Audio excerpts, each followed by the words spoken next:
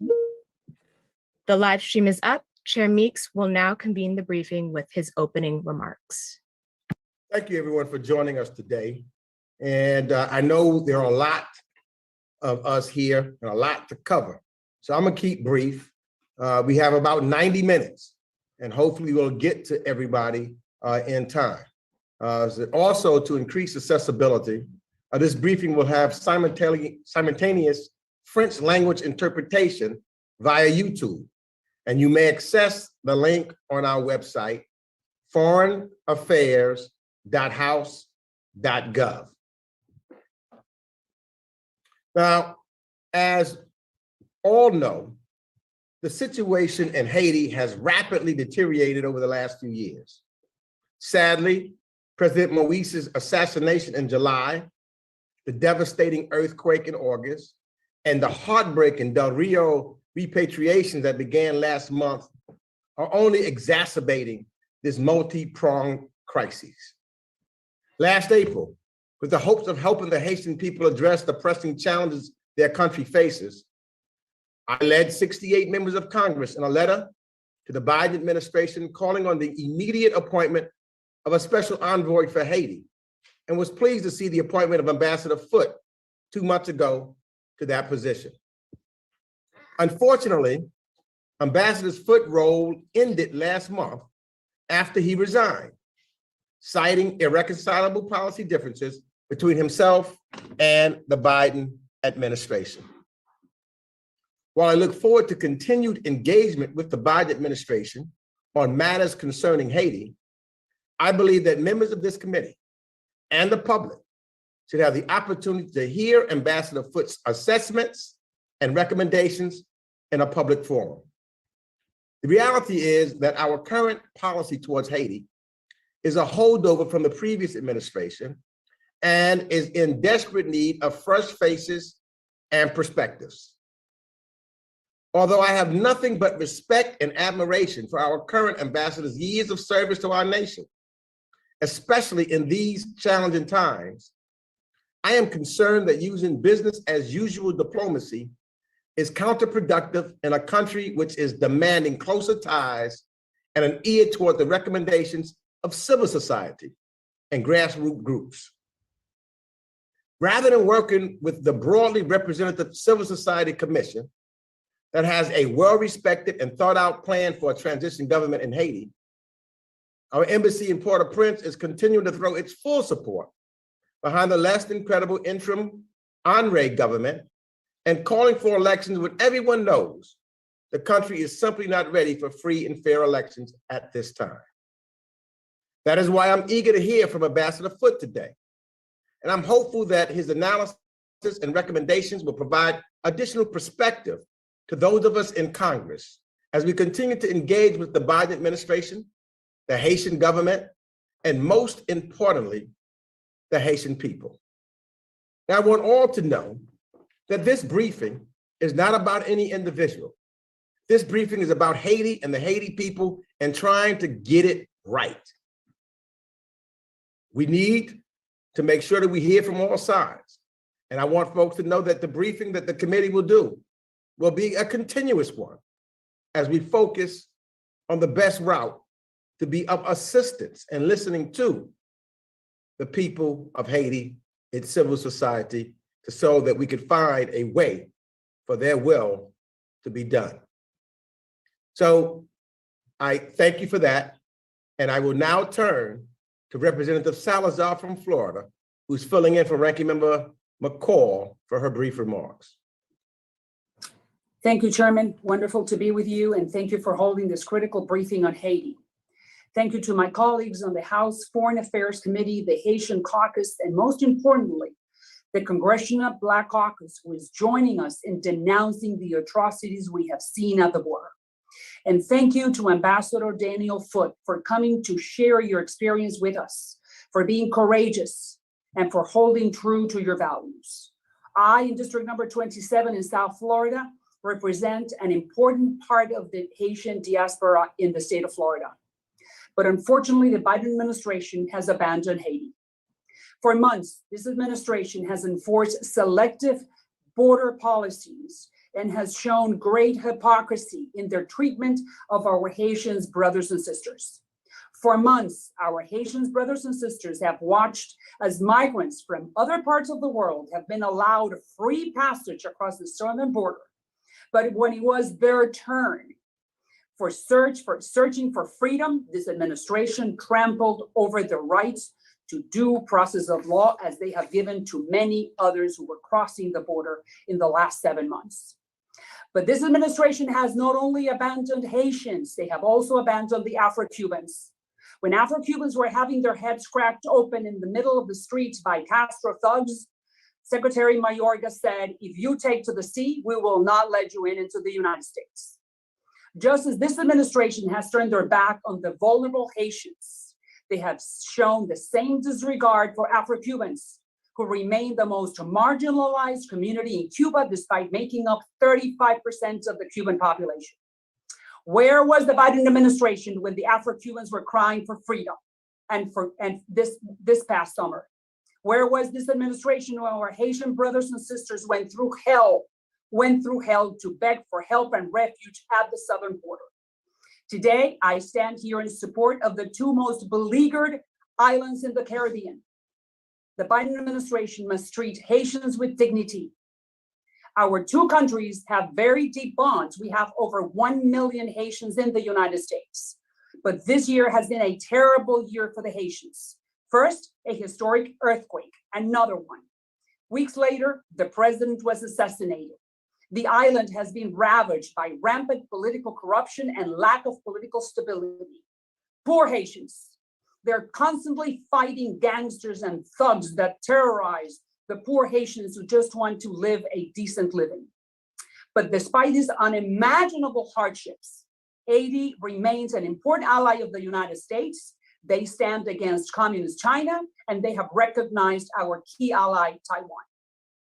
Haitians and Cubans deserve both a fair process to choose their leaders and their political destiny. But where is the United States when it comes to these two processes? I repeat, I am proud to be here today alongside many members of Congress who support this cause, but especially my colleagues on the Congressional Black Caucus. I have not always seen eye to eye with many of them on many issues, but today, I am very proud to be standing together with them and defending Haiti and the Afro-Cubans. I look forward, Mr. Ambassador, to hear from you, and I thank you once again for staying true to your values. Thank you. I now turn to Representative Sears, the chairman of the Western Hemisphere Subcommittee, Civil Security, Migration, and International Economic Policy. Mr. Sears, Chairman Sears, you're now recognized for 1 minute. Can you hear me? All right, first of all, I want to thank you, Chairman, for hosting this important briefing. And thank you, Ambassador Foote, for speaking with us.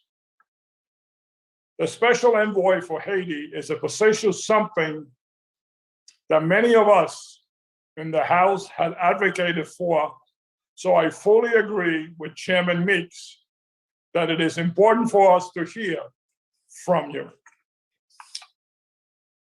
For years, I've been very concerned about the current direction of US policy towards Haiti. I was appalled at the treatment of Haitian migrants at the border. And I have said many times, the issue that are preventing Haitians from returning to the country needs to be resolved in Haiti, not at the border. I am deeply concerned about the worsening security situation in Haiti, and particularly the growing role of gangs.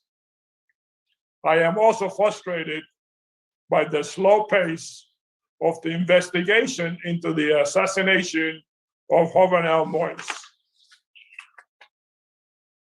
Resolving this murder is important if we want to help Haiti move forward in a better direction. As we assess our current policy, I do not believe we should put our faith in the interim government. We need to look beyond the corrupt officials that have captured much of Haiti, of much of the Haitian government, and instead engage in wide-range civil society and community-based organizations. I look forward to hearing your suggestion, Ambassador Foote, to discuss what role the U.S. should play in supporting Haitian-led solutions to the country's current crisis. I'm also concerned about the relationship between the Haitians and the Dominican Republic. There are tensions there that we must look to resolve. And one of the concerns that I have is the Dominican Republic has tried to help the Haitian community. And as it was told to me, every time they offer vaccines or they offer food and they send it to the ports, it disappears. We have to address that if we're going to get not just the Dominican Republic assisting Haiti, but the rest of the Western Hemisphere to move Haiti forward. So I thank you again, Ambassador Foote, and thank you, Chairman, for hosting this critical briefing.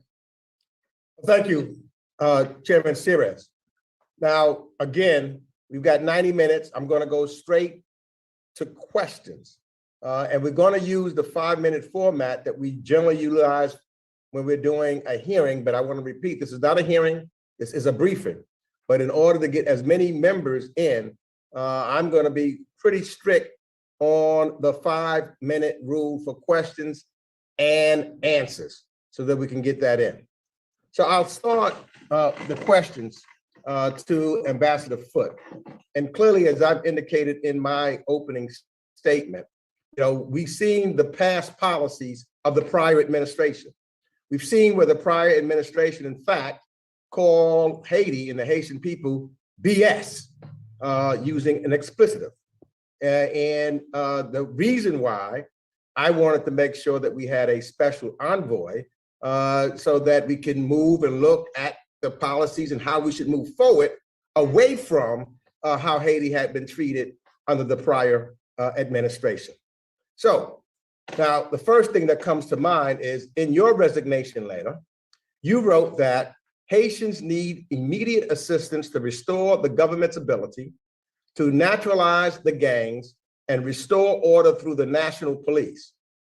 I know for me, this is a very complicated matter because even domestically, we are struggling with how law enforcement should show up for communities. We also know that organized criminal groups are no match for ill-equipped police force, that safety is essential for stability in Haiti. So my question to you is, what do you mean when you said neutralize gangs and restore order? What does that look like in the current political and economic context, particularly when our goal is to support the Haitian people as they chart their own course? Chairman Meeks, Chairman Sires, Representative Salazar, and members of the committee, thank you very much for inviting me here today to discuss Haiti. And Chairman, thanks for your question about security, first of all. We were there on July 23rd in Ayisyen for the funeral of assassinated President Jovenel Moïse, and you got to see a little bit of the chaos that went on that day. And I had the opportunity a couple of times since then to go down to Port-au-Prince, including some of the dicey neighborhoods, and the gangs run Port-au-Prince. It is in their control. It is in their hands. They are better equipped and better armed than the police. They control the main highways and transit routes, not only across Port-au-Prince, but across the country. And they are now moving out of the slum areas and have been in areas of Pétionville where there has never been gang violence, including Pétionville, Péguiville, the more elite neighborhoods up the hill. When I first went there, I asked everybody, so can you guys do elections soon? What do you think? And they all said no because of security. security is not only impacting the ability to hold elections, it's everyday life. There have been a number of massacres, and when I say massacres, I think the largest one was 72 people. So you're talking about large numbers of people being killed by the gangs back in 2019, I believe. The kidnapping for ransom has become just part of the society. There were 20 kidnappings last Saturday on one day in Port-au-Prince. Women and men are afraid to leave their homes, to go shopping, to go out at night, et cetera. So clearly they need assistance in security. So let me get this, with the limited time, Ambassador. So are you making any specific, or did you have it and make any specific recommendations? Yes, I did, sir. We recommended that the Haitian National Police establish an anti-gang task force with several components, including commandos, communicators, intelligence, people with the prosecutors, and they will need to be trained. They will need to, the unit will be designed, and then they will be vetted fully. The State Department's International Narcotics and Law Enforcement is moving ahead with the security part of the training. They'll be vetted, polygraphed, I believe, not only the folks in this task force, but through the command of the police. And they will have to be outfitted as well with everything from camouflage pants and boots to lethal aid, vehicles, et cetera. Let me cut you off again because I've got little time left. Now that you have resigned, would you recommend another envoy be sent to Haiti? That's a good question. I think Brian Nichols, the new Assistant Secretary for Western Hemisphere in the State Department, knows Haiti well. I've worked with Brian before, but he's got a complex hemisphere on his plate as well. I think a senior level official who knows Haiti and can focus on Haiti will ensure probably a more thoughtful policy on Haiti. And lastly, do you believe that a congressional delegation to Haiti would be helpful at this time or not? Absolutely. As a matter of fact, I was asked by some of my Haitian friends today to mention that, but you did it for me. Thank you. Very good. I now turn to, I believe, Mr. Shabbat is next to make or ask questions. Thank you, Mr. Chairman. Thank you for being here, Mr. Ambassador. Haiti, I believe, is the second largest recipient of U.S. assistance in the Western Hemisphere, yet it obviously still remains the poorest country in the region. How can we make the aid that we do give to Haiti actually improve the viability of the country, the conditions of the people there, and not just continue to encourage dependency? How can we actually help the country to improve? It seems like we've tried for years to do this and have been woefully unsuccessful in that effort thus far. What would you suggest? Thank you, Congressman. I was involved in the planning of the $5.1 billion supplemental funding for Haiti post-2010 earthquake. And I was struck by the fact that it was all Americans in the room. So when I went back 10 years later and see that Haiti's much worse, I can say that we know how not to fix Haiti. I believe we need Haitians in the room and Haitian buy-in and Haitian-led solutions. I think USAID would probably tell you the same thing. The last time in the 2010, and before that, I won't go back that far because I don't understand that well. A lot of the grants were done with large American NGOs, many of the typical ones here in Washington. And I think they are looking, particularly post this August earthquake, to focus on local NGOs as opposed to giving huge grants to American NGOs. And I think Haitians need to be the employees of these NGOs and need to be the ones who are trained to help their countrymen and women. Okay, thank you, Mr. Ambassador. Since May and potentially even earlier, The government of Panama, who we work with very closely and have for a long time now, Panama warned the administration of increased flows of Haitian migrants transiting Panama towards the U.S. Migrants that were interviewed claimed that they were kind of lured by the pro-migration messaging coming from the Biden administration. Although it was mixed message, sometimes, somebody in the administration, the vice president said, don't come. But in essence, it's like one hand is saying, don't come, and the other hand is saying, come on. As we discuss humanitarian issues, we can't really, you have to bring up the failures of the Biden administration that directly contributed to the humanitarian crisis at the U.S.'s southern border, where people were given false hope for entry into the U.S. Why did the administration neglect, do you believe, the repeated warnings from Panama, for example, who's a long-standing U.S. partner, that people were coming? And obviously, if you looked at the people under the bridges, they were just not ready for the massive humanity that came and the horrible conditions that the people had to live in under there, as well as the neighbors who had to, tolerate this tough situation as well. Thank you, Congressman. It's difficult for me because I wasn't involved in the decisions with the Biden administration to speculate on what was going through their minds.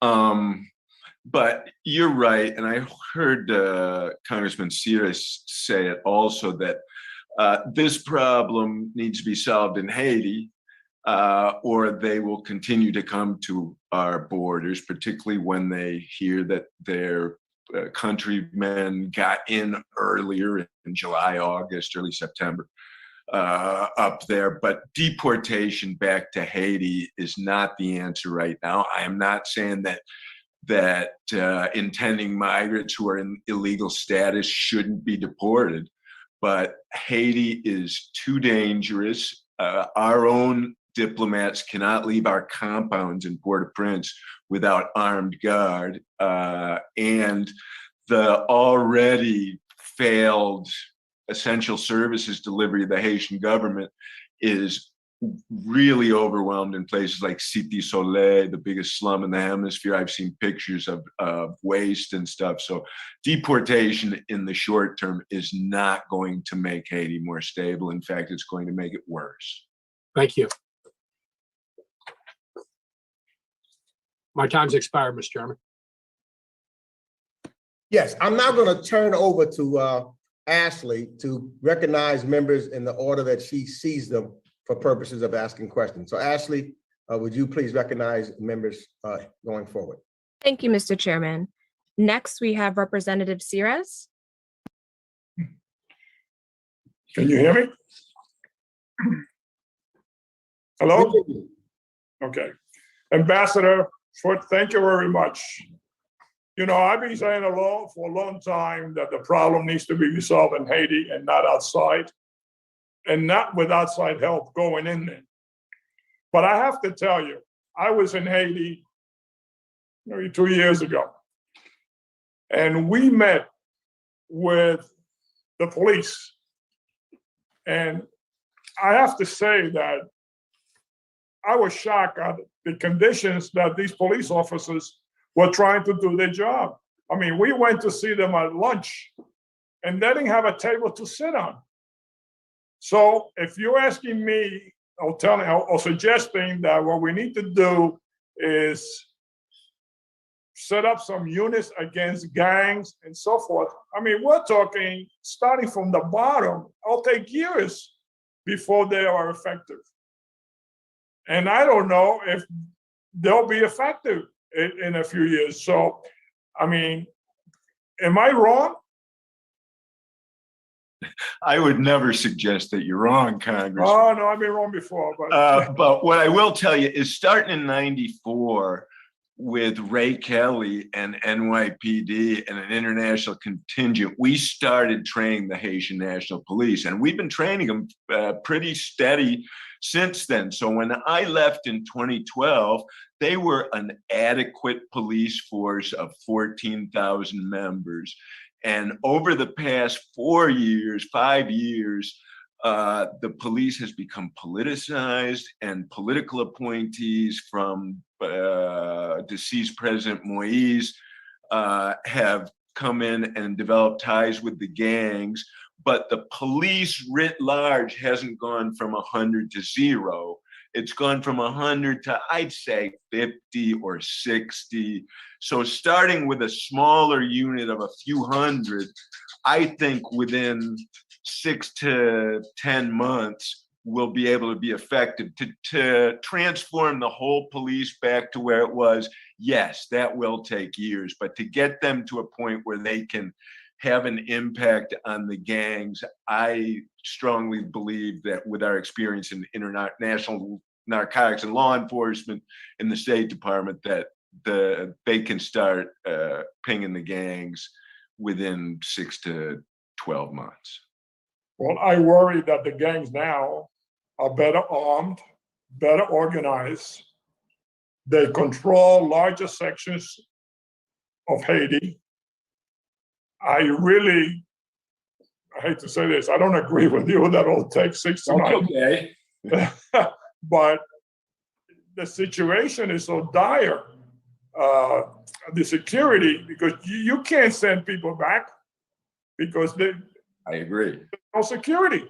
You agree. can't have people go out on the streets because there's no security. You can't even send supplies or vaccines because there's no security. I mean, I was talking to the president of the Dominican Republic. He says, we want to help as much as we can, but when we send a shipment over, as soon as they unload it, it's gone. And quite frankly, it's very discouraging to hear that from the neighbor that they're trying to help. And what he told me is that Haiti is divided probably into 7 or 8 sections, which gangs controlling sections of Haiti. So, I mean, you will have to start by taking out a section here and a section there. It's just a very difficult job for a police force that needs to have the confidence of the community. It needs to be well armed. It needs to be organized. I don't know, 6 months is not going to cut it for me. Sorry. Fair enough. Fair enough, Congressman. I spent 90 minutes with the foreign minister of the Dominican Republic. I also worked on that side of the island. And so I understand their concerns, and they have the most to lose, obviously. But I welcome, or I'm sure the administration welcomes other ideas, but it appears it's going to have to be some sort of organic Haitian solution to this, because I don't see an international intervention at this point. There's too much resentment for the international people to Like cholera and other things, right? Thank you very much. Thank you for your comments. You're welcome. Representative Okay, did you say ISA? I did. Okay, excellent. Thank you. Just want to make sure. Ambassador, Haiti is roughly the 19th poorest country and one of about 25 countries that we considered failed states. Would that be an approximately accurate statement? At this point, since the assassination, sir. Okay, and so I'm just going to read a portion of the countries that are similar in their economic per capita income. Just a quick blush of them: Syria, South Sudan, Somalia, Yemen, Chad, Sudan, Afghanistan, Zimbabwe, and I'll stop there. These countries have a great similarity, and that is that they all have failed governments. They all have widespread gangs and tribalism, if you will. you have to find someone to protect you. It's not likely to be your government.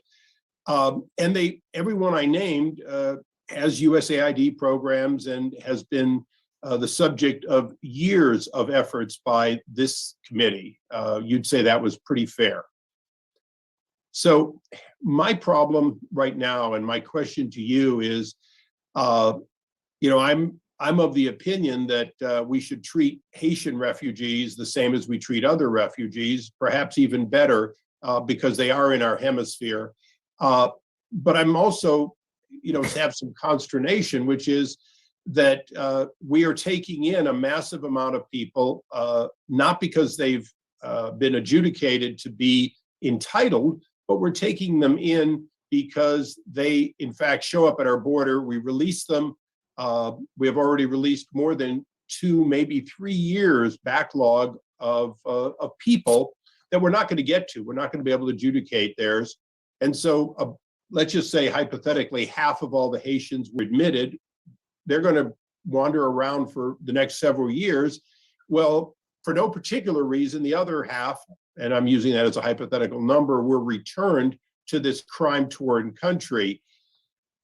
My question to you, and I know it's not wholly within your history and jurisdiction and experience, but to try to be fair, wouldn't we be best to begin a wholesale program of really looking at who should be brought here and adjudicating them where they are, rather than encouraging them to come and take their chances getting to our border? Yes, Congressman. I think in theory, that's the way our immigration system is supposed to work, right? People apply for non-immigrant or immigrant visas overseas, and then when it comes through, they go to the States. So yes, I think we all agree that immigration needs a broad look, and we need to take a thoughtful look. My point with Haiti right now, and I agree that we shouldn't, based on geopolitics, favor one country's refugees over another. But I think the situation on the ground, countries where temporary protected status is in effect, for instance, I know that we're not repatriating people to Afghanistan right now, and having served in both places, the security situation is not that dire, but it's not far off. And we're deporting people to Haiti. I think we need to come up with a way to uphold our international obligations under the Vienna Convention, sorry. I agree. Let me just give you one follow-up question since we're on a roll. So if we as a committee are looking at doing what's right for the Haitians and what's right for other countries, and taking a fair share and taking the most needy, those who would essentially under whatever rules are adjudicated, don't we have to look at what the court ruled, which was the stay in Mexico was valid and properly thought out, and in many cases, for people like the Haitians, where it's a huge project to get to the United States, shouldn't we extend what we might call remain in Mexico to remain in Haiti and begin helping there, where we certainly have an embassy and the resources to allow these people to make their applications? Yeah, I agree that we need better capacities to do that in Port-au-Prince and in Haiti. However, the economically disadvantaged and the people who have been refugees by the gangs are going to continue to migrate from Haiti right now. The situation is that bad, and we need capabilities to process and administer these intending immigrants in a humane manner rather than just piecemeal or wholesale repatriation to a city where an American official is not allowed to go outside of the walls of the compound fortress. Thank you, Mr. Chairman. And I think this is an example where on a hearing / briefing, we're finding a lot of common ground, and hopefully we'll find a way to push forward for this and other countries in similar peril. Thank you, Mr. Chairman. I yield back.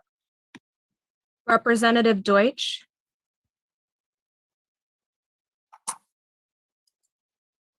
Okay, thank you very much.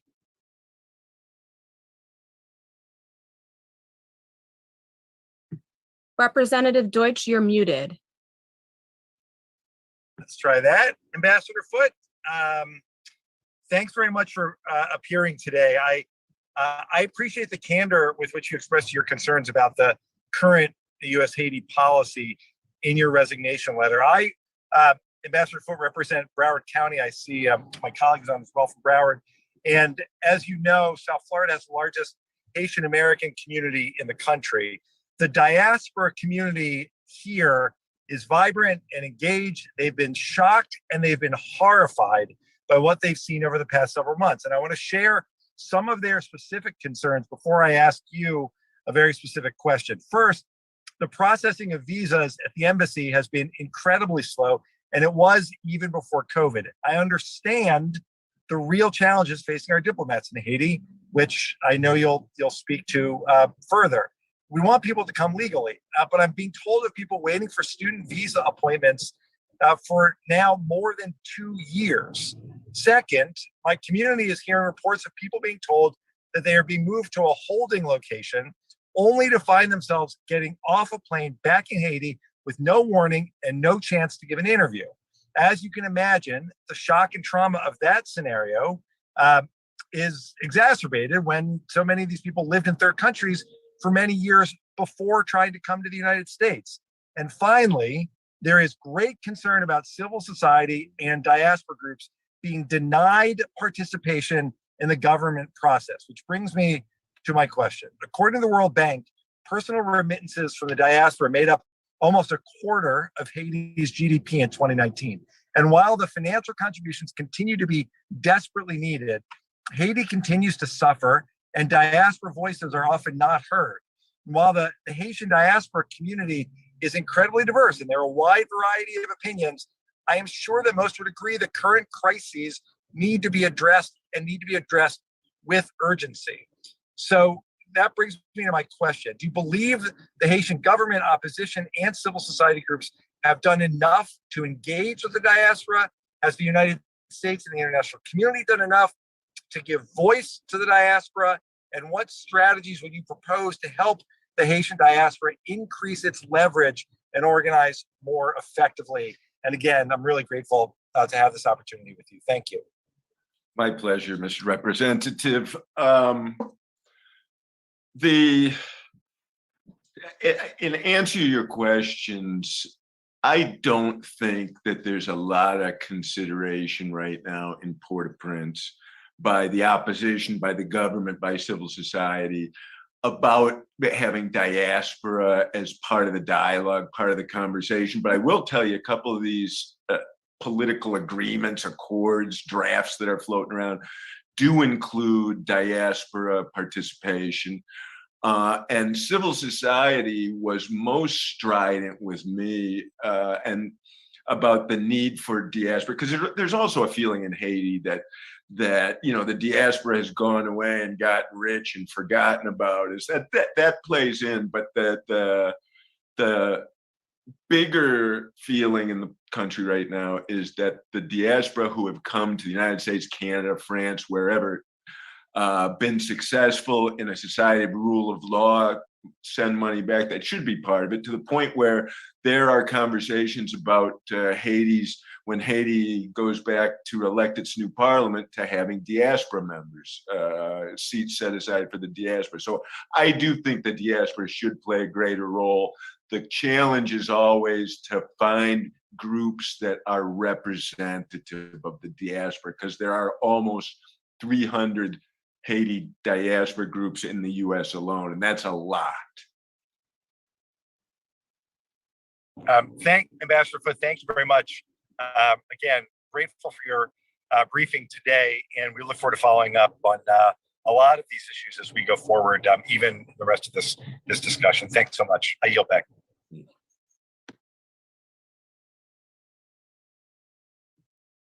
Representative Perry, Thank you very much, Mr. Chairman, for holding the informational briefing. Thank you, Ambassador, for taking the time to be with us.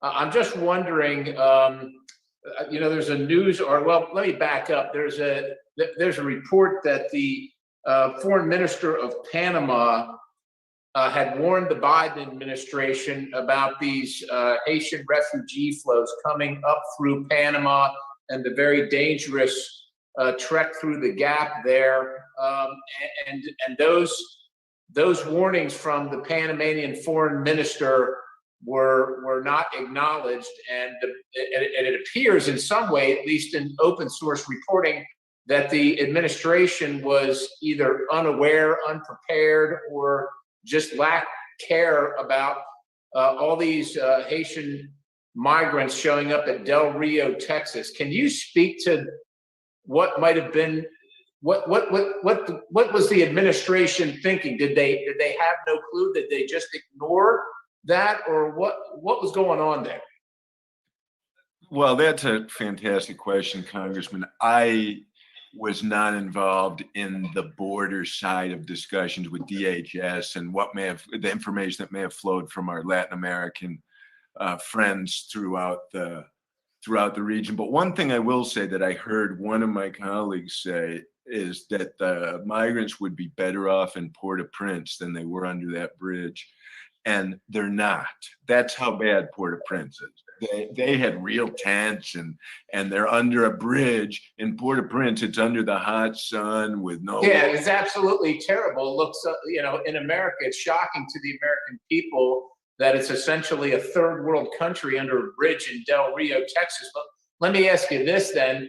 From the photographs I saw and the information that I got from the DHS about those folks, particularly under that bridge, the majority of them apparently being people originally of Haitian origin, but many of them, maybe the majority of them, coming from South America. In other words, not coming directly from Haiti and then up through Central America and Mexico to Del Rio, but literally coming from South America. Do you see that as appropriate? Why would they have left South America? They weren't in Haiti. I understand Port-au-Prince is dangerous, and look, we've got more kids killed in Chicago or shot in Chicago than we do have children that have died from COVID. So look, I'm not saying it's an optimal situation, obviously, but I would like you to speak to the fact that these folks weren't coming, many of them, essentially, probably the majority, and not coming directly from Haiti, but coming from South America. Do they have a right to come to the United States of America and cross illegally? And was that an appropriate action on their part?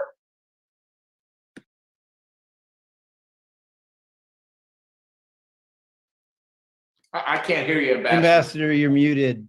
Sorry about that. Obviously, we want all intending migrants to follow our immigration law.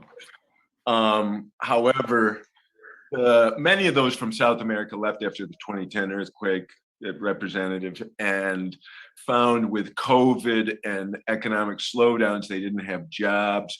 Racism is difficult in some of the Latino countries of South America. And as you said, there were noises made by the administration of softening immigration policies, which is what happened the last time we saw major Haitian immigration problems in the 80s. And it was the same reason. There was perception that it was easy to get into the US at that point. So essentially, I guess, in a way, you're saying the administration signaled that it was okay to come from South America and enter the border of the United States of America illegally, understanding that they weren't coming from Haiti directly, and they may have been employed and probably were certainly in better conditions and living conditions in South America than in Port-au-Prince. Is that about right? Yeah, to a certain extent, although I can't blame the administration for making explicit decisions because I don't think they did. But by a number of Haitian migrants getting in the preceding months, their family in South America hears about that, so that they then start the trip, and that's Yeah, so it's chain migration that we talk about, but the left always disagrees with, like it's not occurring. All right, thank you, Mr. Chairman. I yield back. Representative Titus. Yes, thank you. Thank you, Mr. Chairman. I want to just kind of talk about the political situation in Haiti, if we could. I mean, by all external measures or empirical research, you could say that Haiti is just in an untenable, unsustainable situation. You've got the natural disasters that come periodically, whether it's earthquakes or hurricanes.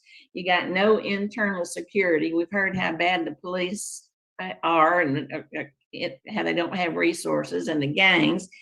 You've got the economic situation, the high unemployment and devastation of the education system. You've got politics and chaos. NGOs are ineffective. Other partners outside of Haiti are having a hard time figuring out how to come together to help. I mean, nothing could be more chaotic and unsettling than this whole situation. So now you've got the upcoming elections. They've been postponed twice. They're supposed to be early in 2020. The Biden administration says it expects them to occur and has asked for $8 million in the budget to help them occur. We don't know whether it's going to be just to ratify the new constitution, or will they be able to elect new members of a parliament and a new executive. Who's making those decisions? How do we know who to even negotiate with or who to try to help? Who's writing this new constitution? And do we have any way to have any kind of input into that? Because the last measures that they took were certainly unconstitutional by the existing system. Congresswoman, you kind of hit the nail on the head with your question here. That's the $64,000 question. And that's the issue that I think the administration needs to think about deeply. The current de facto prime minister, Ariel Henry, was nominated by assassinated President Moïse 2 days before he was assassinated, but not installed. And then the international community made a decision after his death to anoint Henry over the guy who was the prime minister at the time. So the Haitians are see that as meddling and are not happy and do not see the current interim government as credible. There have been good dialogue processes, the best I've ever seen. I mean, they have agreements in Haiti. I didn't think that they would ever come up with an agreement when I first went down there. The civil society, the Montana group has one. I talked to them this morning. They realize that there are still some concessions that they need to make, that they're working through. The opposition politicians and most of the 10 remaining senators group has an agreement, and then the de facto prime minister has an agreement. I think everyone sees the US as supporting the current prime minister. It's critical that civil society has a voice in this new government. It's not critical that Ariel Henry and his administration has a voice in this new government. So I hope that our administration will stop imposing Ariel Henry on the Haitian people, because I believe they're very close to an agreement if they don't have to include the Ariel government, which is seen as an extension of the Moïse government, which is perceived as completely corrupt with impunity, ties to the gangs, etc. Do you have any confidence that when these elections do finally occur, that they will be legitimate or will be seen as legitimate? If done in the right way. It's a huge challenge and it's a lot of work. That the elections need to be acceptable to the Haitian people, or it doesn't make sense having them. Mm-hmm. And that's why they can't be imminent. The security situation itself is going to take, let's say a year. before people can get out and vote comfortably, but they need time to reform the Constitution. There are two constitutions, draft constitutions floating around. One is Moïse's old constitution, which Henri has, and one is civil society, one that they've been working on for a couple of years. Last time they reformed the Constitution, it took them about 5.5 months. They already have a draft, and I think they could do that soon. So they envision 2 rounds of elections likely. One to vote on the Constitution, and then they would have follow-on elections for the president and all of the parliament and the mayors, et cetera, under the new Constitution. And they would like to install the new government in early 2023. That's the current kind of consensus there. Well, thank you. Thank you, Mr. Chairman. Maybe we need to focus some of our efforts on helping to be sure these elections can occur in a legitimate way. Thank you very much. I yield back. Representative Levin. Thanks so much. Chairman Meeks, thanks for your tremendous leadership towards figuring out a new policy on Haiti. Ambassador, I don't know if I want to say it's good to see you. I'm not happy to see you under these circumstances. I want to thank you for your service. Thank you for joining us today. I'm not only deeply upset by the circumstances that precipitated your resignation, and I'm glad to have this chance to discuss the situation with you transparently before the American people, but your down-to-earthness, your frankness, your at the same time, diplomatic skills, it makes me even sadder that you had to leave your post. In your resignation letter, sir, you mentioned that the U.S. Embassy in Port-au-Prince issued a statement of support for the de facto Prime Minister, Ariel Henry, and touted his, quote, political agreement over the roadmap developed by an astounding number of groups in Haitian civil society for a real Haitian-led democratic transition. You said, and I'm quoting again, "The hubris that makes us believe we should pick the winner again is impressive." Would you explain very briefly why you believe the embassy issued the statement of support for Henri? Yeah, so there were 2 statements issued by the core group, which is the international embassies in Haiti, but they almost always follow U.S. recommendations. And they first, on July, 17th, 18th, came out with a statement, the core group, supporting Ariel Henry as the new prime minister of Haiti. And then August 30th, the Montana group got their agreement. No statement by the core group, nothing acknowledging that there was a political accord agreement made. And then on September 11th, when Henri got an accord, the core group came together and immediately made a statement, or close after made a statement of support for Henri's agreement, encouraging all groups to get together and fuse all of the 3 agreements. But I think implying that Henri's agreement needs to be part of the final solution. And why? I mean, this, as you say, he's actually, I believe, the 7th prime minister appointed by this de facto president who overstayed his welcome, led a kleptocracy, a gangsterization of the country. Why do we continue to do this? I think it's risk. I think the risk of changing governments in a country like Haiti makes us nervous, to be honest with you. But Dr. Henri has said to me and other people several times that if the country wants him to step down, he will step down.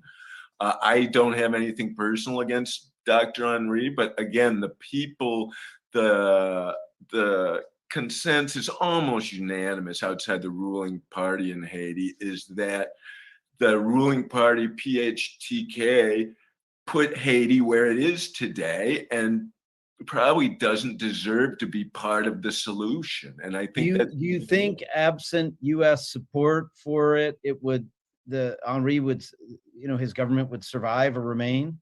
I do not believe they would survive or remain. Yeah, so that's a very important factor. So you called the decision to deport Haitian refugees both inhumane and counterproductive. Obviously, we all know why it was inhumane, and you've described that well. Would you elaborate for us on why you think the deportations are also counterproductive? Absolutely. The security situation, the economic situation, the health situation are all grave in Haiti right now. And we just had a major earthquake and a tropical depression in the south, and it needs to be reconstructed. Haiti's government and Haiti as a country cannot support the people it has there right now. The last thing they need is desperate people without anything to their names, because they just spent everything trying to get to the States, coming back, and there's no safety net. It's just a recipe for human tragedy to me. Yeah. All right. Well, thank you, sir. And Mr. Chairman, thank you. As you know, I've been telling anyone who will listen since January that I believe U.S. policy towards Haiti is going in the wrong direction. I'm furious about this because I consider the August 30th Accord, signed by a stunning breadth of organizations of civil society, to be among the most important developments since the end of the Duvalier dictatorship in 1986. And also because I believe our current policy disrespects and fails to see the Haitian people, something our country has done over and over again since Haitians became the only people in the world to overthrow slavery and create their own country in 1804. Today, the Haitian people are crying out for the opportunity to chart their own country's course in the future and showing they're ready to do it. Ambassador Foote was doing a great job of figuring this out, and yet the United States is continuing to ignore their pleas. I strongly oppose these ongoing mass deportations and the administration's failure to embrace Haitian civil society's plan for a real and not just for show transition back to democratic self-rule. I'll continue to speak out and follow your leadership, Mr. Chairman, and I yield back. Representative Jacobs. Well, thank you, Mr. Chair, for putting on this briefing, and Ambassador Foote, thank you for joining us and for all of your work. I think today so far we've talked a lot about the immediate situation, about the deportations, which I know was a big part of the reason you resigned. You also mentioned in your resignation letter that U.S. policy in Haiti overall is flawed. It's clear to me that our policy failures don't just start with this administration, but have gone back much further. I worked on Haiti in 2008. I worked on MINUSTA. I feel like we are having the same conversations over and over again, and nothing is changing. So I just wanted to know, in your view, what has the United States gotten wrong over the past several decades or even centuries in Haiti? Thank you very much, Congresswoman. And I didn't know you worked on the news, to bless your heart. You're right. So we have never had a successful I guess our military interventions have restored stability, but our political interventions have never worked in Haiti. And as I said, I was part of the post-2010 earthquake. So I saw this develop in real time in one of our instances and was part of it. I feel responsible a little bit. We've always prioritized stability, which is critical, over going after the root causes of instability. And I believe the root cause of instability now is the Haitian people do not believe they have had a voice in their destiny and in selecting their leaders in a long time, because the elections always leave a question, and then the internationals come in and decide who it's going to be. And they strongly believe that if left to their own devices, and if we, the US and the international community, support their solutions, that things will be much better. And I agree with them. The political elite has traditionally just raped the country of its bounty, and the people never get anything. So it's time, I think, for the Haitian people want to hold the political elites accountable. And that's where these civil society and opposition political agreements are going. Gotcha. Well, my next question was about the root causes of the drivers of violence, but you answered that. So thank you very much. I guess I want to move on. Again, your resignation letter goes far beyond the migration crisis that we've been talking about. Can you tell us about what other circumstances led to your decision to resign, including key disagreements with the Biden administration throughout your time as special envoy? And also, if during your time there, if there was any general understanding that the policies we were enacting were exacerbating the drivers of violence that you just enunciated? The policy making apparatus, and I was only on the job for like a little over 2 months, so I didn't see a ton of it.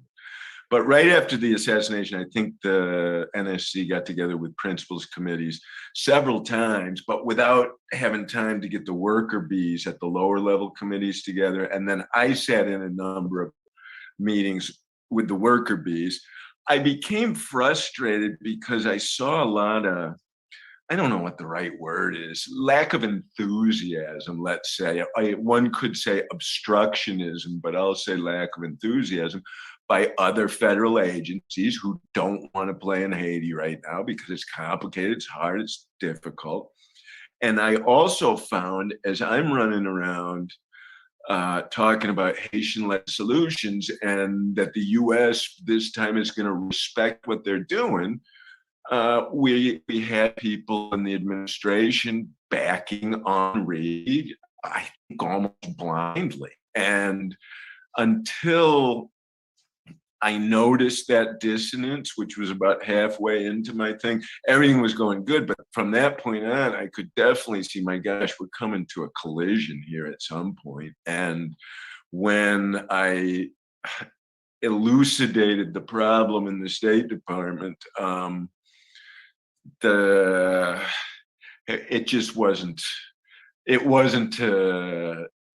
to happen. I mean, we just had a disagreement on policy and on the position of the U.S. Embassy in Port-au-Prince. Great. Well, having been one of those worker bees, I am very familiar with when the information doesn't trickle up to those making decisions. So appreciate your perspective on that. Mr. Chair, I yield back. Representative Manning. Thank you, Chairman Meeks, for holding this briefing on this really distressing situation. And thank you, Ambassador Foote, for being here today. So let me start by talking once again about the immigration issue, because in your resignation letter, you referenced the inhumane, what you call the counterproductive decision to deport thousands of Haitian refugees, and talked about the surging migration to our borders, which will only add to Haiti's unacceptable misery. So I wonder if you could talk to us about what you think the Biden administration should have done to better handle the border surge. It's always easy to be a Monday morning quarterback, right? But, first of all, I was astounded, and I guess this is my own naivete because I'm not as important as I thought I was, but nobody asked me about the deportations. I found out about it on the news, just like the rest of us. And you would think, I thought, I'm the special envoy, so maybe when we're making policy decisions, someone comes to me and says, is this good? Is this bad? But it didn't happen. What I would have liked to see is, hang on, time out. We got 15,000 Haitians who are going to be here.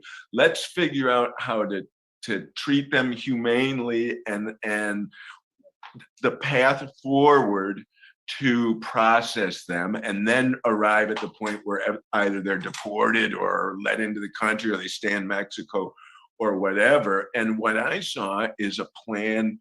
As soon as I saw it on the news, I started poking around in my email, and I thought a plan to deport the majority of those people. And that's against international law. It's called refoulement. I have had tense discussions with other countries about doing that before, and now the United States is doing it. And I just couldn't be associated with the treatment and just the knee-jerk decision to send them back to Port-au-Prince. And many of them, I don't know if you've seen on the news, they get back to Port-au-Prince and they're interviewed and they say they're going back. That's the first thing they say. So we know that in May, the administration announced a new 18-month TPS designation for people who are already here. Are there specific additional steps that you would recommend for Haitian people who are desperate to come here for legitimate reasons, including a fear for their lives and the lives of their families? Look, everybody needs to make the best decision for them and their family. The United States current executive stand is it's too dangerous to come to the US. Conditions are bad. We've seen that. And I think that's a reasonable policy position for the United States, but we're not going to stop everybody with that policy position. And we need to be prepared to humanely receive, shelter, feed, and clothe, and process whomever from whatever country comes to our border. So let me move to a different area. Representative Titus outlined the appalling state of affairs in Haiti with the confluence of so many problems. And one issue that she didn't touch on, and frankly, it may pale in comparison to the issues she outlined, but nevertheless, I think it's worth noting, and that is the barriers that Haitian women face in participation in public life. They're less likely to vote, to join political parties, to attend political rallies, to run for office. They have experienced targeted violence in connection with these and other political activities. And only 4 out of 149 parliamentarians in the last sitting parliament were women. So can you offer an overview of recent trends in this regard and what is needed to improve women's full and equal participation in public life? You're on mute again. Sorry, you're very right, Congresswoman. The women do not enjoy equality in Haiti, nor do other marginalized groups. But you can see just in the numbers in the legislature there. I would like to see, as they're looking at a new constitution and moving towards restoration of democracy, that they look at a mechanism to include more women in governance, as has been done in other countries. And I am optimistic because in these civil society dialogue processes going on, there are a lot of women and women leading some of these things. So for the first time in my 12 years or whatever of working on Haiti, I'm really starting to, for the first time, hear more than a few women's voices. I'm hearing the voices of a lot of strong Haitian women. Thank you. My time has expired. I yield back. Representative Vargas. Thank you very much, Mr. Chair, and thank you, especially Ambassador Foote, for being here today. I have to say that it really has been refreshing to hear your humanity, Ambassador. Very refreshing. This is the America that I know and love, where people have compassion and people want to follow the law, especially laws that we make in international law. I have to say that I was horrified with what I saw our country do to the Haitian migrants and immigrants that arrived in Del Rio, Texas. I thought it was a terrible overreaction by the administration. And frankly, I don't see any other way to describe it other than racism. I don't believe that if it had been any other group other than people who are Black, that we would have reacted this way. I think it's horrible. It's unconscionable. It's going to be a stain on this administration. I support this administration. Obviously, I do, but this is a horrible situation. I appreciate your candor and your nobility to stand forward and say this is unacceptable. I do, however, as others said, I wish that you were still there on the job because we actually need someone like you. But again, how do you explain, how can anyone explain this? You know, the truth of the matter is that I've lived along the border most of my life. I live in San Diego. We have surges. We have them all the time. We have them all the time as long as I've been a kid. And I've never seen anything thing, an overreaction like this ever. I mean, how is this explained? How can you explain this to us, Ambassador? Congressman, I'm not. You're muted. You're muted, Ambassador. Don't worry, I'll get this tech thing down eventually. I can't explain it. I wasn't in the decision-making process, and so I won't even speculate. I think the only thing I can think of, it was a horrible overreaction because of what our good friends on the other side of the aisle were saying. But again, I think it's simply unconscionable that we do that. I respect what you said with one caveat here. You said in your resignation letter, you wrote that you did not want to be associated with the U.S.'s inhumane, counterproductive decision to deport thousands of Haitian refugees and illegal immigrants. I would say undocumented immigrants, of course. Yeah, I got in trouble for that.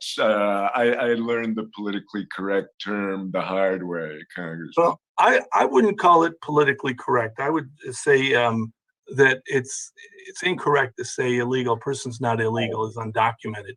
But again, I appreciate that. And again, deporting these people to Haiti right now, knowing what's happening in Haiti is unconscionable to me. We have, the other thing that I can't understand is this. I read about some of these people who have training now in welding.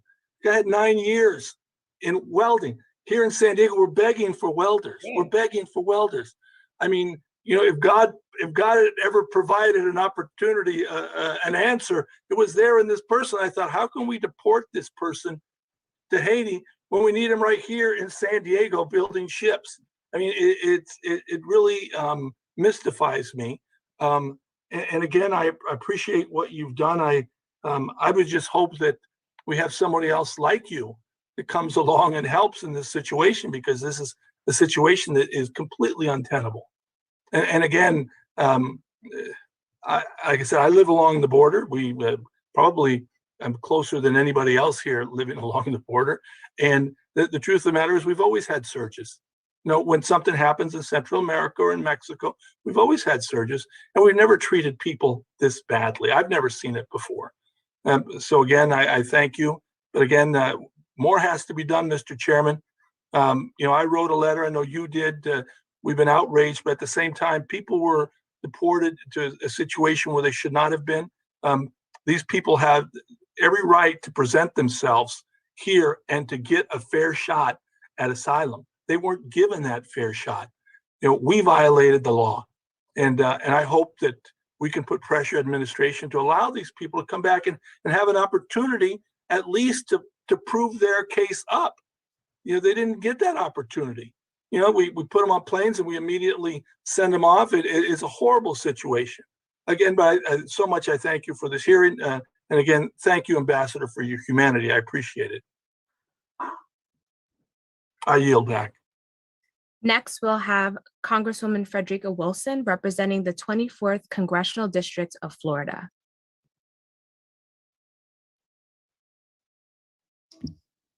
Good afternoon, and I thank you, Chairman Meeks, for having this briefing. I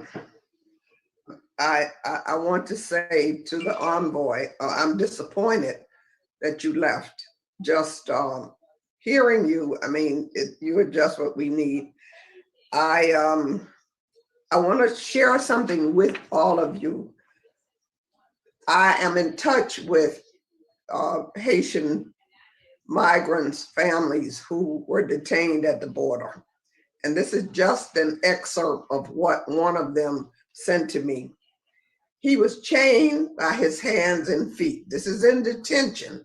These are the ones, not the ones who were immediately sent back to Haiti, or these were people who were detained waiting to be deported. He was chained by his hands and feet. He was detained for 11 days and was deprived of sleep because he mostly stood and wasn't provided a bed. They seized his passport and have not returned it. He was not allowed to have any visitors. He was not allowed to call his family.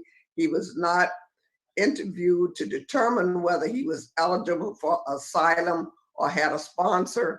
He was just crowded into a cell with hundreds of other men standing for 11 days, and then they were put on a plane and deported back to Haiti. That is unconscionable.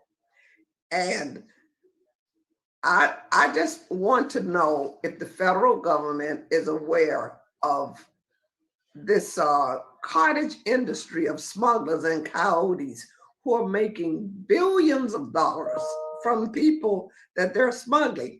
And they're spreading misinformation to the Haitians in Chile and in Brazil. And they're telling them that TPS has been extended for them and they should come. So these Haitian migrants take all of their money, and they get money from their families, and they actually feel that they're going to come to the border, come into the United States, work, and send remittances back to their families. We know that there are 60,000 of them on the way to Mexico right now because of these coyotes. We need to stop that. And I want to ask the ambassador, tell us, how do you think the civil society, the diaspora, and all of the international community who want to get together to form a new government or start a new government, create a new government, because there is no government, who would be in charge of doing that? Depending on the agreement, right? So there's three different current agreements. One, the current government would do, that's the de facto prime ministers.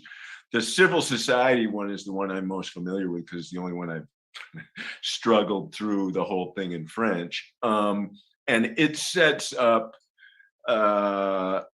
committees and mechanisms who would choose interim president and an interim prime minister with some limited authority, so they can't spend all the country's money, et cetera, and moving forward. And these are the details that they're talking about now. How exactly do you choose? They've talked about imposing the restriction that anybody who holds senior office in the interim government can't run for office. I think that's a great idea because then they can't use the machinery of the state to help their campaign. So there are processes and mechanisms included in these agreements, but they're still working through the gory details. Mr. Chair, I know I'm going to run over time, but the last election, I was there. I went as an election observer, and the ballot had approximately 56 candidates for president. And just how we look on the Zoom, well, this is how the ballot looked. And it was postage size people running for president on this ballot, and they were in color. And you had to find the president who you wanted and circle it. And I saw so much cheating. It was just people, you put your hand in ink, and indelible ink to say that you had voted. And then you go a block down and there was someone paid to wipe that indelible ink off of your finger, and you could go back and vote again. So this is one day of voting from 7 o'clock in the morning on a Sunday till 11 o'clock at night on a Sunday. When it became dark, there are no street lights, it was just pitch black. And these people were still voting and cheating. So how do you do that? I mean, I don't even know how Mr. Moise won. I don't know how Martelli won. I was there.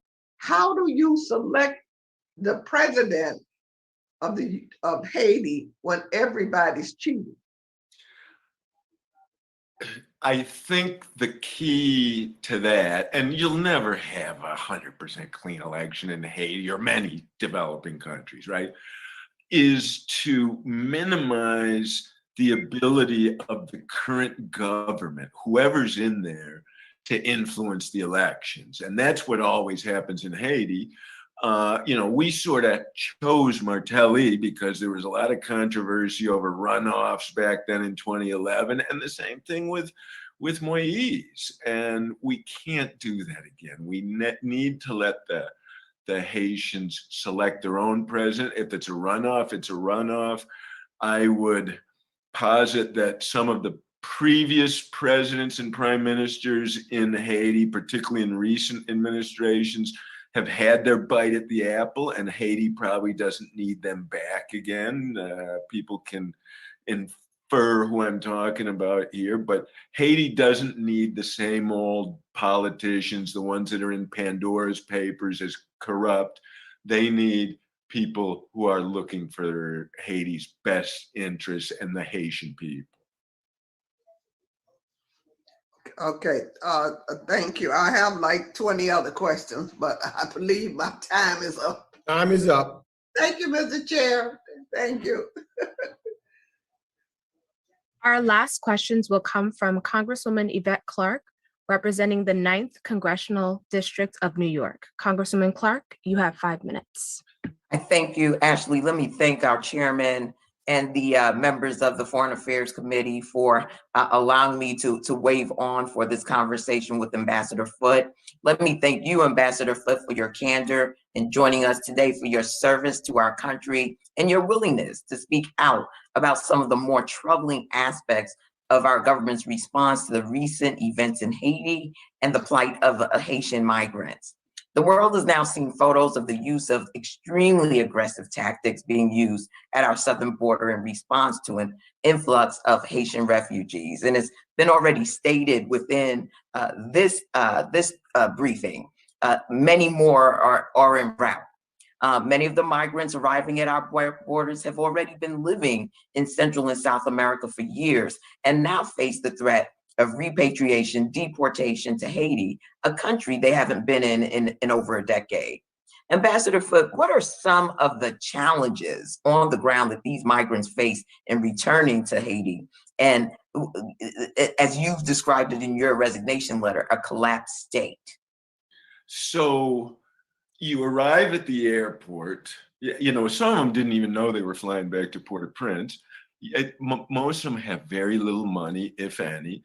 They don't have families still because the whole family's migrated, so they don't have a place to stay.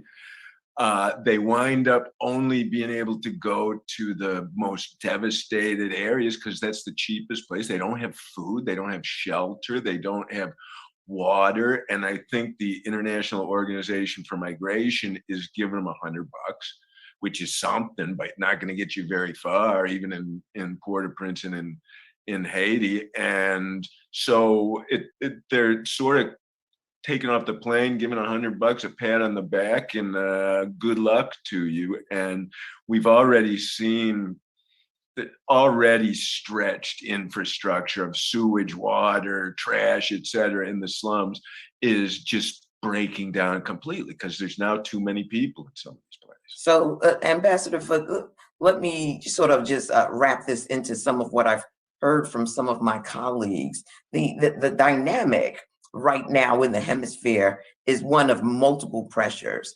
When you have a collapsed state run by gangs, and you have migrants who in the most productive years of their lives put back into that environment, aren't we somewhat feeding the beast? The young men that are being sent back there have a choice. They can try to struggle to survive and feed their families or fall in with the gangs.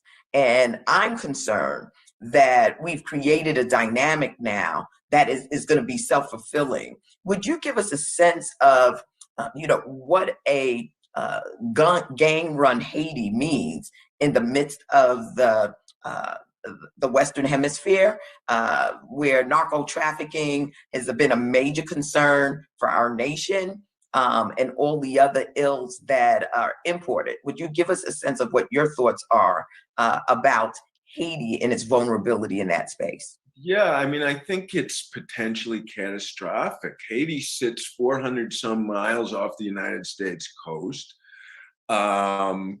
It has migrants now in virtually every country in the hemisphere, including a ton in the Caribbean and elsewhere. And not only is the US deporting, the Bahamas are deporting, Mexico is deporting, a bunch of other countries are deporting Haitians back to Haiti. The gangs are not trained insurgents. So when you have real security officials going in there, they will melt away much easier than the Taliban or the FARC in Colombia, because a lot of them are kids. I mean, not all of them, and they're not trained. But they need something to do. And that will be a huge challenge, is following in behind a security effort, because there needs to be some economic viability for these disenfranchised military age males, because there's just nothing to do there. So if you go back, it's not even like you have a choice. It's either you join the gangs or you don't have any income in many cases. And just in closing quickly, what role do you believe members of the Haitian American diaspora here can and should play in assisting the effort to stabilize and rebuild Haiti? I'm from Brooklyn, New York. We have a diaspora that can absorb a significant number of these migrants. And when I hear colleagues talk about, the doors of the inn being closed, no room in the inn, I'm saying, I need more people in my district, but just for redistricting purposes. And those members could clearly fit here. But would you please respond? And I yield back after that, Mr. Chairman, and I thank you for your indulgence. I mean, Haitians have always opened their arms for follow-on immigrants after them, be it Brooklyn or Washington Heights or Miami or Montreal. I bet in your district, you don't have enough truck drivers, you don't have enough roofers, you don't have enough service people at the hotels. And so there is demand for people. Look, I'm not sticking up for breaking immigration law by any means, but that the Haitian diaspora will welcome the immigrants with open arms. And I would like to see them continue to involve themselves in the political process in Port-au-Prince, because I think they bring a lot to the table, given the fact that they have settled in societies that aren't run by impunity-driven politicians. Thank you. Thank you. Thank you. And I want to thank all of the members that participated. As I listened to all the questions and the answers of Ambassador Foote, and just started thinking historically, how our immigration system has always historically treated Haitians differently than other immigrants and other nationalities. That's a fact. Notably, Cuba and Venezuela, they're treated differently, including, of course, the limited access to asylum. Historically, the United States has not recognized Haitians as facing political persecution. These are areas that we need to look at and change, and why, and face.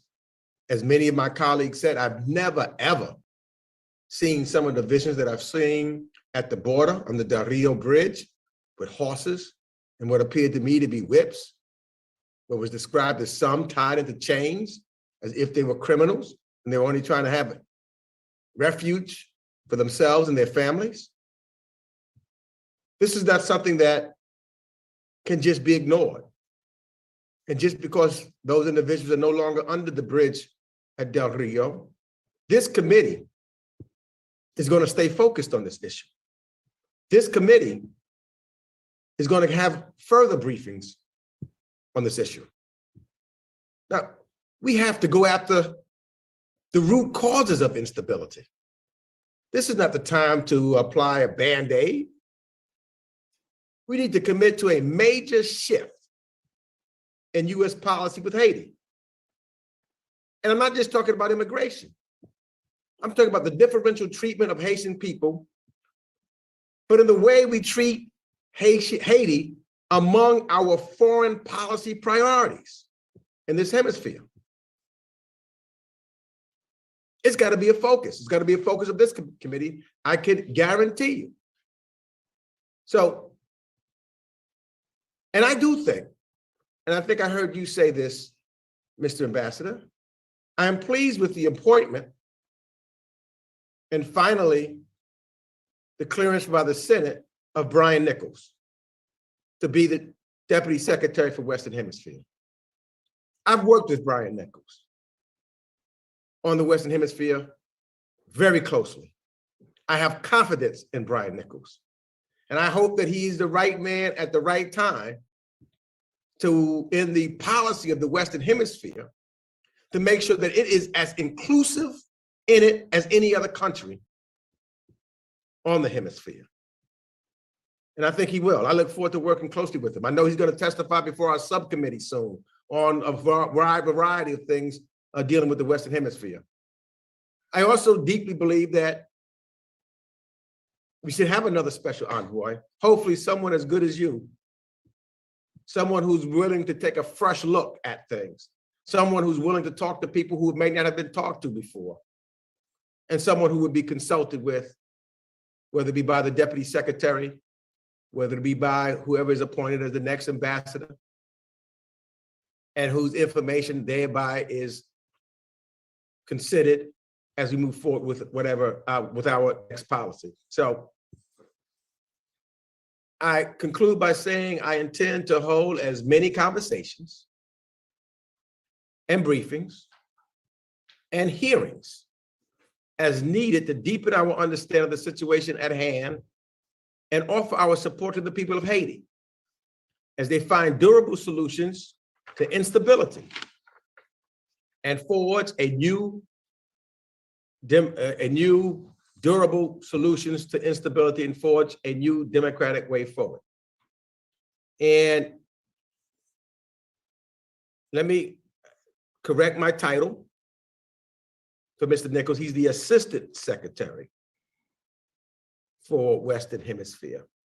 As I said, I look forward to working with him. I have high respect for him. So again, thank you, Ambassador Foote.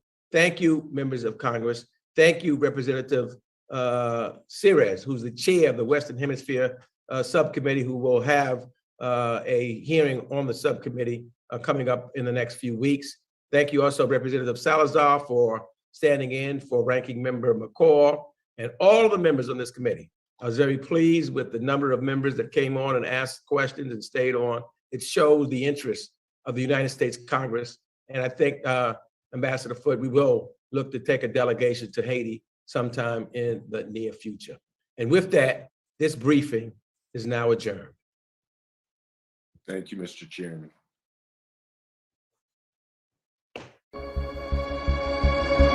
Tous les jours, du lundi au vendredi, suivez sur nos plateformes en ligne Zoom Haiti News, nos différentes éditions de nouvelles en provenance d'Haïti et partout ailleurs. Pas besoin d'attendre des heures pour être informé. Zoom Haiti est là et vous présente l'information en temps réel. À votre disposition, des professionnels. Rejoignez-nous sur Facebook, YouTube, Twitter, Instagram. Informez-vous sur notre site internet www.zoomhaitinews.com. Les infos sont disponibles en 104 langues. Partout où il y a des Haïtiens, nous sommes là. Zoom Haiti News. L'humain avant tout.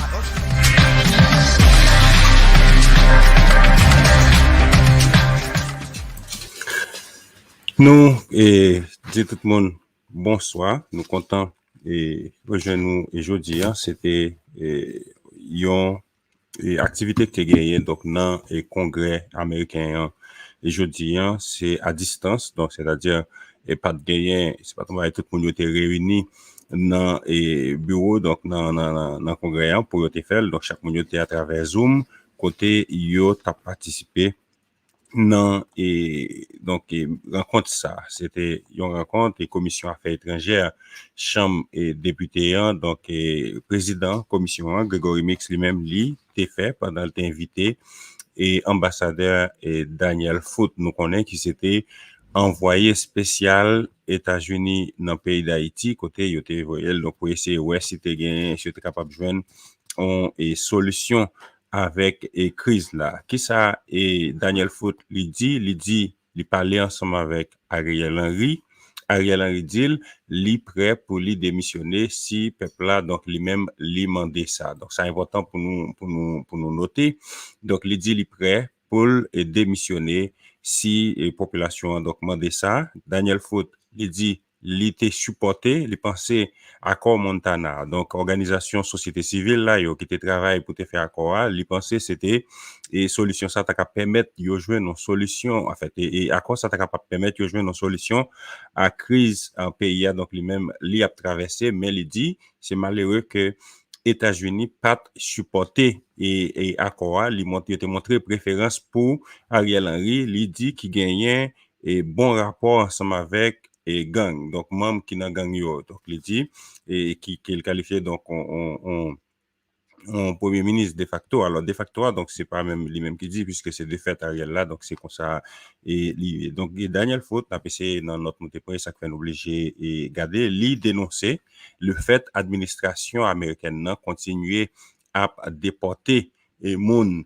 et Haïti et toujours et malgré situation pas bon. Il dit je dis là et situation li extrêmement difficile en Haïti, pas gagner capacité. Haïti pas gagner capacité pour le recevoir moun sa yo alors que nous songez donc Ariel Henry te dit Haïti li prêt pour le recevoir moun yo gain condition. Il dit et situation qui en Afghanistan, situation qui en Haïti a li plus dur que ça qui a passé et dans quelques pays tant qu'au Soudan du Sud, tant qu'au Afghanistan, tankou bah ça au Afghanistan donc le président couru donc pas de problème et d'insécurité grave mais gagné comme c'est des groupes qui a bataille mais Haïti gagné un problème d'insécurité grave il dit même et moun diplomate yo là sorti obligé plein moun ensemble avec yo qui pour et accompagner yo donc qui gagne sécurité avec yo pour accompagner yo parce que situation hein, li difficile pour yo. Il dit Haïti quoi il est là c'est un état faillite donc et congressman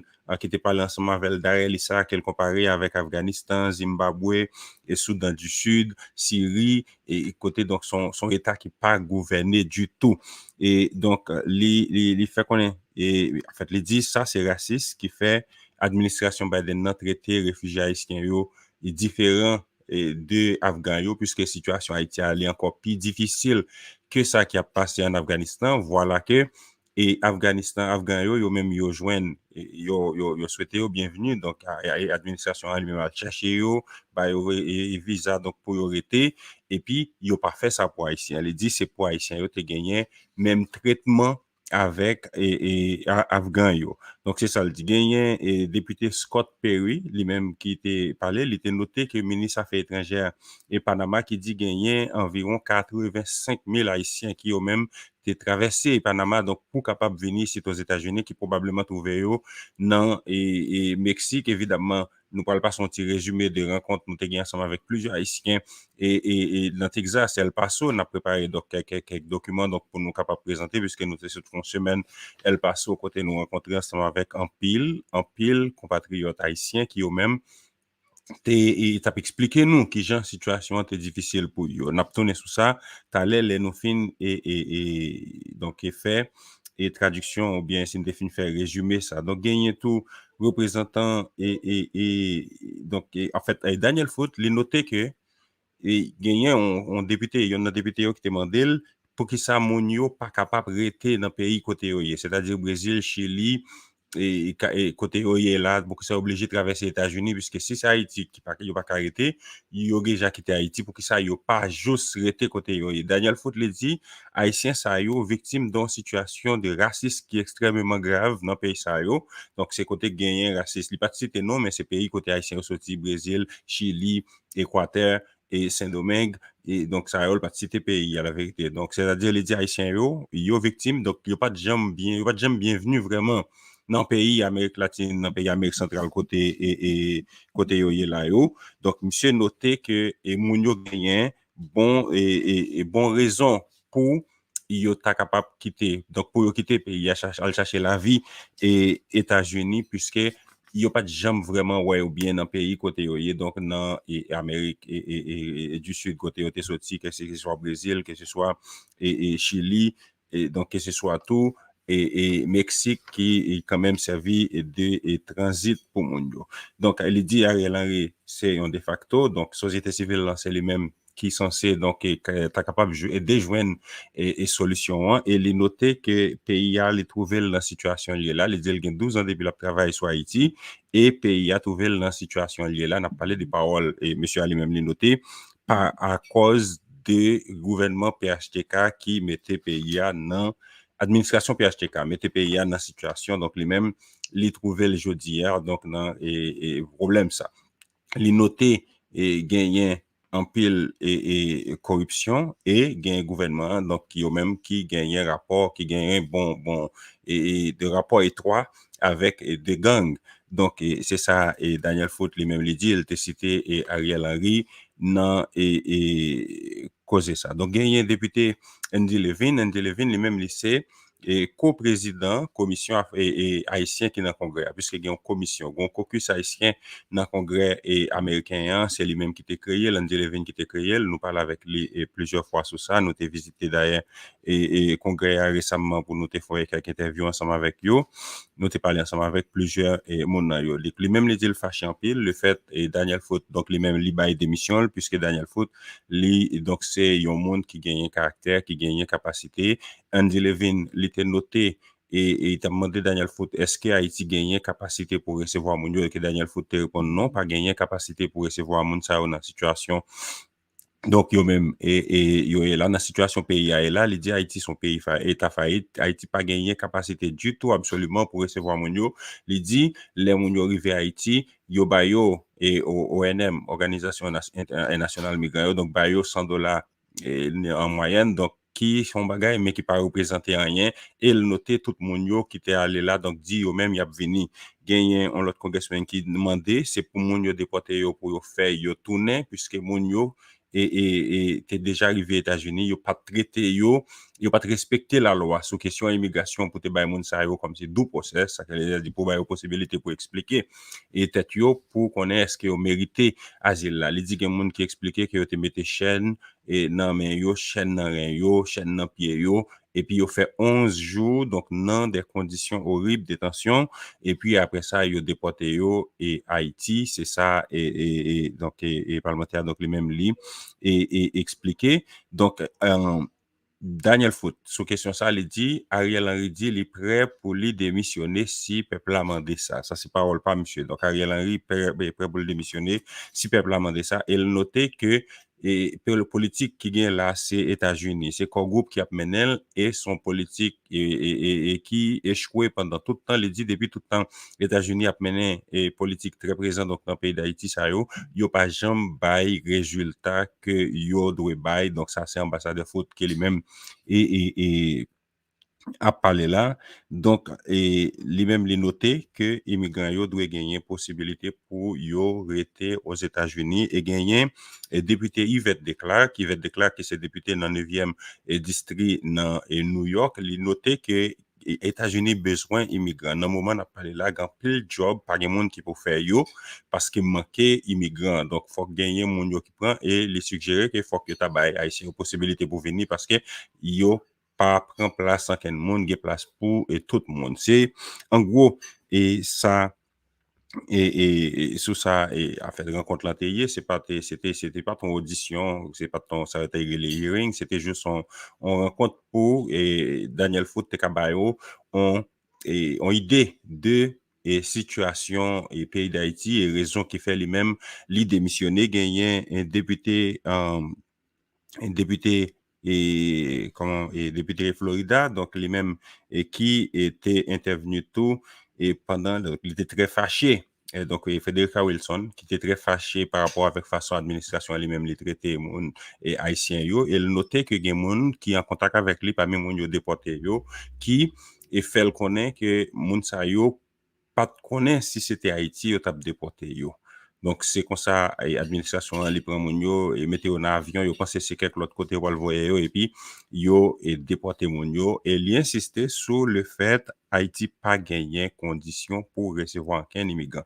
Il dit, et Daniel Foote, il dit qu'on ça gagné, kounya là, bandi yo contrôlé, gagne 107 groupes. Donc, yo dispatché en zone, 108, il dit 108 sections. Bandi yo réparti en 108 sections que yo même yo répertorié, donc c'est dit bandi qui contrôlait tout et Port-au-Prince là net pas aucun côté bandit donc pas et contrôler gain 108 et territoire c'est comme ça les dit yo côté bandit yo même yo contrôler et yo et capable yo kidnapper il dit non seul jour semaine passée après samedi donc bandit yo te kidnappé 20 moun donc les jeunes garçons jeunes femmes pas capable entrer la caillou. Alors c'était ça c'était ça donc qui était discuté Grégory Mix lui-même qui est président et commission affaires étrangères là il était insisté sur le fait que haïtien yo doit gagner traitement qui nécessaire il insisté sur le fait si yo traité afghan donc afghan yo qui venir là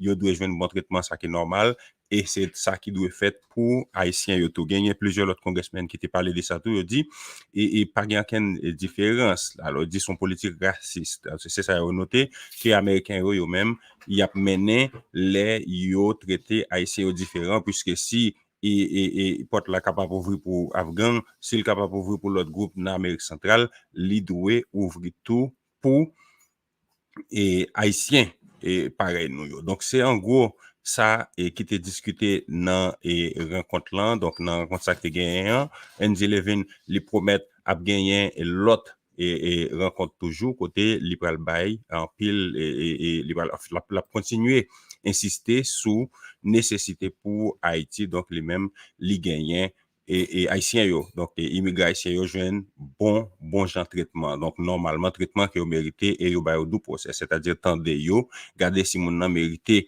et asile et puis bali asile s'il pas mérité l'offre une traité kali donc ou elle pas mérité ou ka voyer l'aller mon pas capable décider dans conditions sont pas respecter et ou pas respecter droit moun yo donc ou déporter yo ça c'était donc conférence ça qui était duré 90 minutes dans congrès et américain et jodi a dans chambre député c'était commission affaires étrangères dans chambre donc qui au même qui était rencontré ensemble avec Daniel Foote pour te parler sous et situation pays d'Haïti kounya moi va quitter nous ensemble avec et donc une vidéo moi même t'ai fait et Texas donc et sous et visite nous t'al fait côté t'aller El Paso nous t'ai rencontré ensemble avec un pile compatriotes nous pas de bail live et gon raison que nous pas bail live parce que nous pas capable faire même gens avec un pile monde moi sur réseaux sociaux faire courir aller mettre caméra sur mon yo faire vidéo ensemble avec yo et comme si prend selfie avec yo et venir faire buzz avec moun ça on a parlé là de monde qui traverser 12 pays 13 pays pour yo même arriver ici aux États-Unis il y a des monde nous parler